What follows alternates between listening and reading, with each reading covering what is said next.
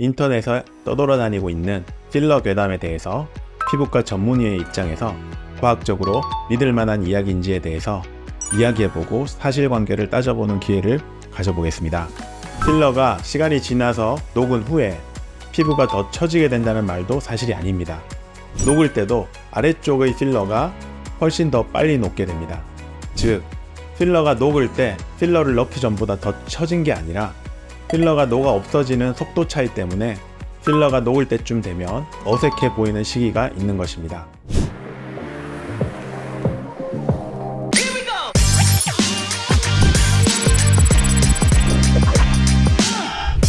퇴근 후 펼치는 피부과 의사들의 유튜브 라이프.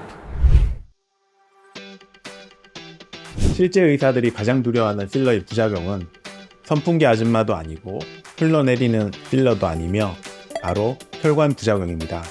보통 혈관은 크게 산소와 영양분을 공급하는 동맥혈과 세포에서 배출된 노폐물과 이산화탄소를 운반해주는 정맥으로 이루어져 있습니다. 그 중에 동맥을 막히게 하는 부작용이 제일 무서운 필러 부작용입니다.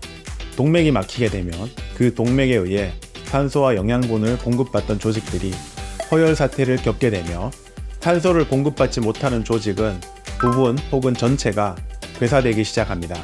동맥혈을 막는 필러 부작용은 드물기는 하지만 가끔씩 나타나는 부작용이기 때문에 법적으로 반드시 시술 전에 환자에게 혈관 막힘 위험성에 대해 고지가 된 상태에서 시술해야 합니다. 동맥 시술 막힘은 순간적인 찰나에 일어나게 됩니다. 그래서 시술 받는 환자가 조금 조심한다고 해서 예방할 수 있는 방법은 없습니다. 다만 병원을 선택할 때 몇 가지 위험성을 고려해서 병원을 잘 선택해야겠습니다. 첫째, 한 부위의 대용량 필러 시술은 최대한 피하도록 하세요. 앞서도 잠시 설명해드린 것처럼 cc당 가격이 싸다고 광고하면서 어차피 가격도 싼데 용량을 많이 권유하는 병원은 피하도록 하는 게 좋습니다. 제가 상담한 고객들 중에서는 모 의원에서 필러를 15cc를 얼굴에 넣고 왔다고 이야기하시는 경우도 있었습니다.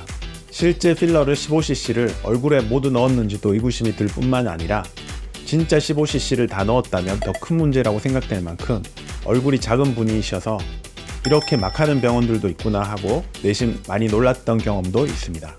둘째, 최대한 바늘을 이용해서 찔러서 시술하는 곳보다 캐뉼라를 이용해서 시술하는 곳에서 시술하도록 권유드립니다. 필러로 동맥혈관이 막히는 사고의 90% 이상은 끝이 뾰족한 니들에 의한 시술로 인한 경우이기 때문에 반드시 캐뉼라 사용을 고집하는 병원에서 시술하기를 권유드립니다.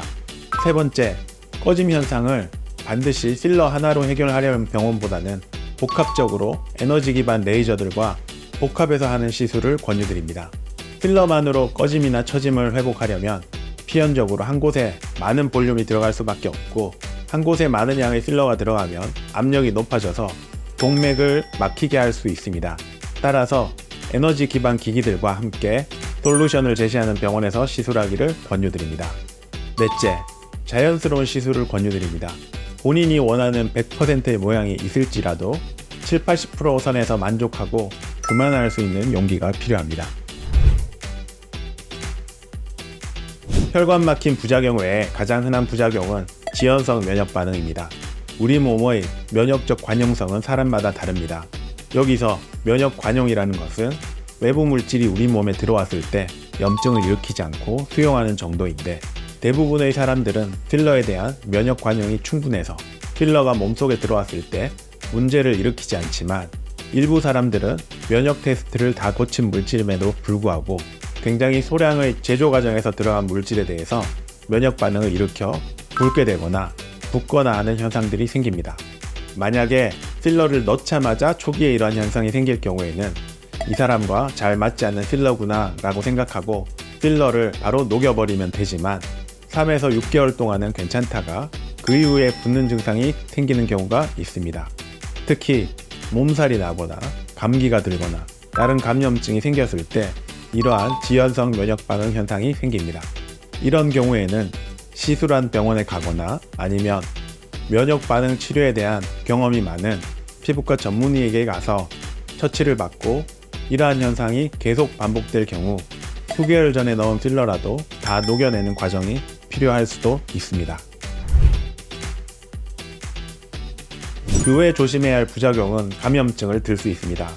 필러 시술은 인체 조직과 똑같은 성분인 하이알루로닉 액시드라는 콜라겐 성분을 외부에서 합성해서 피부 안에 집어넣는 과정인데, 이 과정이 깨끗하지 못하게 시술되어서 균이 같이 피부 안에 들어가게 되면 굉장히 만성적인 감염 현상이 생길 수 있습니다.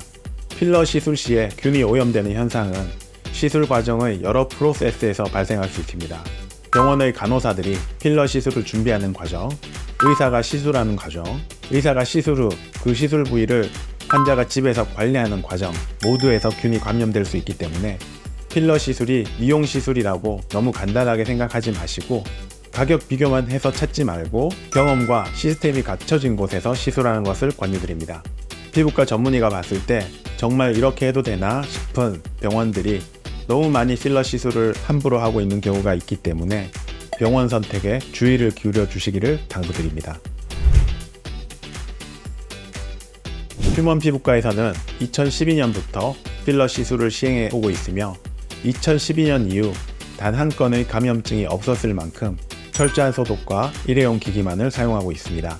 또한 90% 이상의 시술을 캐뉼라로만 시술하고 있어서 혈관 막힘 부작용은 매우 낮은 편입니다. 특히 눈 주변 시술 시 100% 다 끝이 뭉툭한 캐뉼라로만 시술하고 있기 때문에 혈관 부작용으로 인한 시력 손상이 한 케이스도 없었습니다.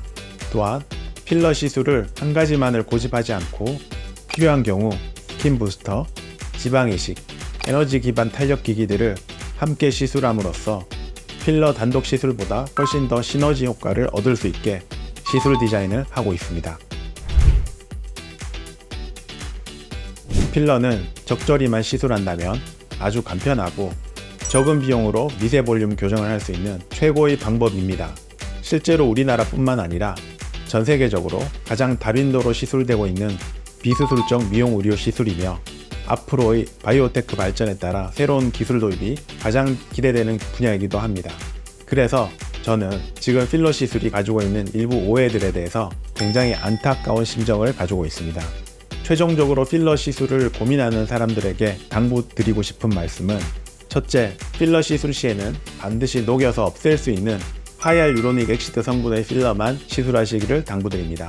하이알루로닉 액시드의 필러는 행여나 잘못 들어가거나 몇 년 후에 자연적으로 필러가 녹은 이후에도 모양이 마음에 안 들 때 다시 녹이고 재시술이 가능하지만, 하이알루로닉 액시드 성분이 아닌 필러를 특정 부위에 집중적으로 볼륨을 보충하기 위해서 넣은 경우에는 추후에 문제가 발생해도 필러를 녹일 수 있는 방법이 없기 때문에 성형수술로 필러를 긁어내는 제거 시술을 받아야 됩니다. 따라서 추후 문제가 커질 가능성이 있는 녹지 않는 필러 성분은 절대 시술하지 말기를 당부드립니다. 둘째, 필러 시술을 한 부위에 국소적으로 많이 넣는 시술은 하지 마시기를 당부드립니다. 필러 시술도 트렌드라는 게 있어서 최근에는 벌키하게 한 곳에만 집중적으로 솟아오르게 하는 시술은 추후 어색함을 초래할 가능성이 많아서 잘 시술하지 않는 방식입니다. 최근에는 전반적으로 넓은 면에 시술해줘서 볼륨뿐만이 아니라 리프팅 효과도 있는 방식으로 시술하고 있으니 항상 최신 기술을 습득하는 병원에서 시술하시기를 권유드립니다. 이상 경청해 주셔서 감사합니다.